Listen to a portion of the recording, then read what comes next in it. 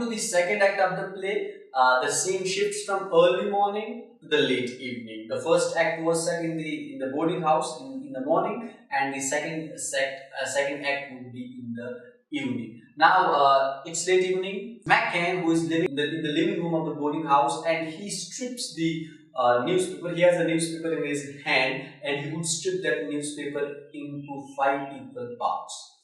There, Stanley Weber is also sitting there. They are not talking to each other. Rather, in a very calm tone, MecCan would wish birthday to Stanley Weber. He says happy birthday to him, to which Stanley Weber does not respond with joy and happiness. Rather, he says that he wants to spend the night alone, but MecCan would not allow him to do this. Now, what Stanley does, he is sitting there and he touches one of the pieces of the newspaper, and as he does so, MecCan is upset, so there begins a slight fight between the two, and MecCan would hit this Stanley Weber in his belly. Now, as the atmosphere becomes grim, Patty enters, and the atmosphere is again brought to the calmness. And here Patty introduces Stanley to Goldberg and then leaves. Now, as Goldberg enters,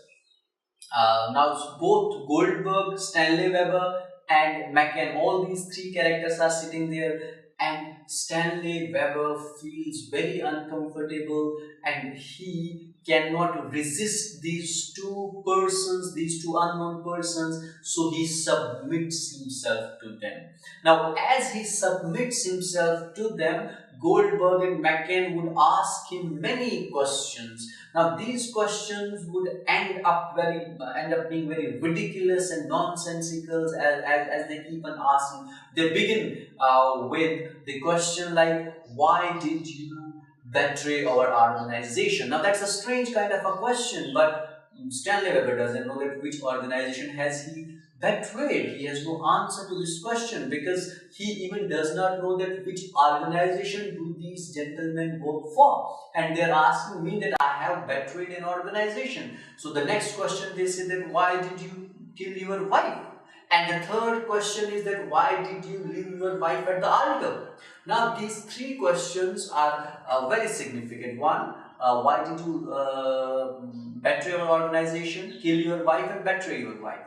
Now, if he had betrayed his wife in the altar, so there would be no question of killing. But to all these questions, the response of Stanley Weber is not positive. He does not respond too much. Now, as this question answer session grows ridiculous and nonsensical, we find Meg enters, and the session of question and answer ends. Now, she enters with a toy drum. Now, this toy drum was the birthday gift which was given by Lulu to Stanley Weber. She had purchased this as a gift, as a birthday gift for Stanley Weber. Now, what Meg has done is that she has put that toy drum on her neck, and she comes beating that. Now, as she enters, we find that Goldberg would compliment her, and the atmosphere, the grim atmosphere dissipates quickly. We are back to the calmness. Now, as the atmosphere in the room becomes calm, the birthday party begins.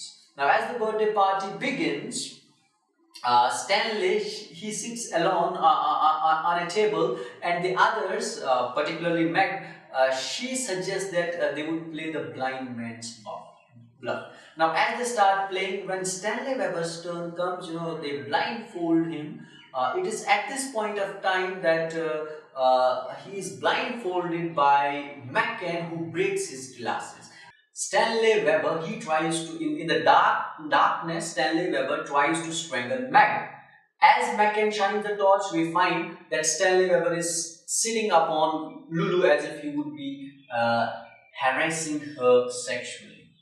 Now, the second act ends here. Now, what we find in this second act is there are certain developments in the plot. For example, Goldberg and MecCan and Stanley Weber, they meet, and Goldberg and MecCan, they are stronger persons as compared to Stanley Weber, and Stanley Weber is forced to submit himself to these people. And they ask some absurd kind of questions to Stanley Webber, to which he has got no answer. We again find a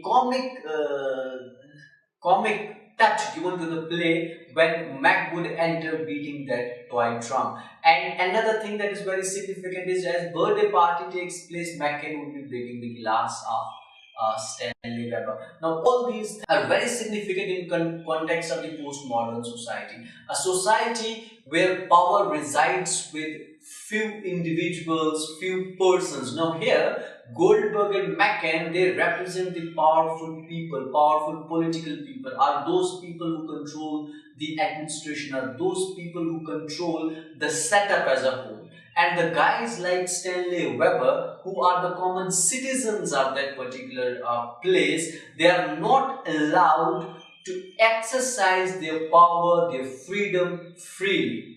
The breaking of the glass of Stanley Webber is a symbolic reference to curbing the vision of the person. It's not like that he is blinded physically, that he cannot see anything, he cannot see the truth or see the right thing. Rather, breaking up the glass means that what you were thinking up to this point of time, or the way you were perceiving the things, was not right.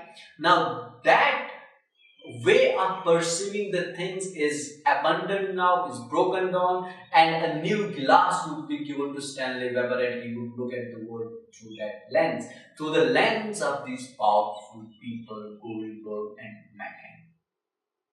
The frustration of this person, that is Stanley Webber, he cannot do anything to Goldberg and MecCan, so he directs his frustration to Mac and to Lulu. In the first instance, he tries to strangle Mac, and later we get an impression that he may be sexually assaulting Lulu. That was the second act of the play.